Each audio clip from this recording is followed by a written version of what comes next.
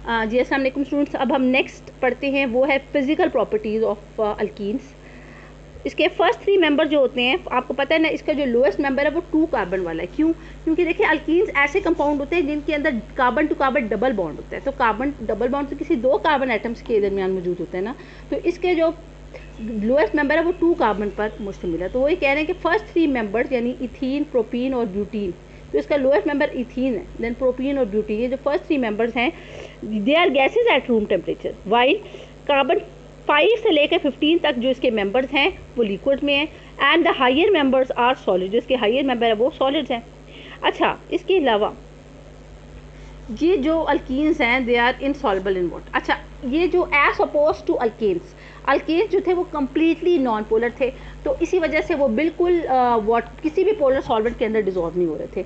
लेकिन ये मैं आपको बताती जाऊँ, आगे भी जाकर मैं डिस्कस करूँगी कि ये जो अल्कीन्स होती हैं इनमें स्लाइटली पोलर कैरेक्टरिस्टिक्स होती हैं, इनमें स्लाइटली पोलर क्वालिटीज़ होती हैं, और क्योंकि ये इसमें स्लाइटली पोलर होते हैं तो ये पानी के अंदर तो डिजॉल्व नहीं करते, क्योंकि पानी जो है बहुत ही स्ट्रॉन्ग पोलर किस्म का सॉल्वेंट है, लेकिन अल्कोहल के अंदर डिजॉल्व होते हैं क्योंकि अल्कोहल वीक पोलर सॉल्वेंट है, लेकिन पानी बहुत स्ट्रॉन्ग पोलर सॉल्वेंट है। तो पानी के अंदर इनसॉल्युबल होते हैं लेकिन सॉल्युबल होते हैं अल्कोहल के अंदर। नंबर 3 पॉइंट है, they have a characteristic smell, इनकी खास किस्म की स्मेल होती है, and burn with luminous flame, जब ये जलते हैं ऑक्सीजन की प्रेजेंस में तो बड़ा चमकीला किस्म का, बड़ा रोशन किस्म का इनसे फ्लेम जनरेट होता है। Unlike alkanes they show weakly polar properties because of sp2 hybridisation. इसकी वजह ये देखिए, अल्केन्स में कार्बन एटम क्या था? sp3। अल्केन जो आपने पढ़े थे ना, अल्केन में कार्बन एटम था sp3। sp3 का मतलब है 25% s, जैसे आपको मैथमेटिक्स तो पता है ना, 25% s कैरेक्टर था और 75% p कैरेक्टर था। अब s ऑर्बिटॉल क्या होता है?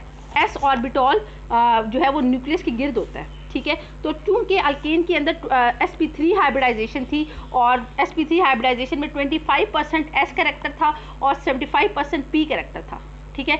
इसकी वजह से जो इलेक्ट्रॉन्स थे ना, जो जब उस कार्बन एटम में अल्केन के कार्बन एटम ने जब बॉन्ड बनाए ना, तो उसमें चूंकि s कैरेक्टर कम था ना, तो इसकी वजह से जो है वो जो इलेक्ट्रॉन्स थे वो कार्बन से दूर थे, ठीक है, और इसी वजह से वो जितने भी बॉन्ड थे वो नॉन पोलर थे। यानी उस sp3 में ना कार्बन इतना इफेक्टिवली इलेक्ट्रोनेगेटिव नहीं हो सका। क्यों? क्योंकि उसमें s कैरेक्टर कम था, 25% s था और 75% p था। लेकिन जो अल्कीन होता है, ये आपने पढ़ा है पिछले चैप्टर में, अल्कीन के अंदर 33% s है और 66% जो है इसमें p कैरेक्टर है। s कैरेक्टर इंक्रीज करने का मकसद ये है, जैसे मैंने आपको बताया, एस कैरेक्टर बढ़ने का ये फायदा होता है कि जो एस सबशेल कैसा होता है, वो न्यूक्लियस के गिर्द होता है और उसको न्यूक्लियस जो है ना बड़ा टाइटली खींच रहा होता है। तो एस कैरेक्टर इंक्रीज होने की वजह से जो है कार्बन की इलेक्ट्रोनेगेटिविटी बढ़ जाती है, वो कार्बन अपने इलेक्ट्रॉन को खींचना शुरू हो जाता है, ठीक है।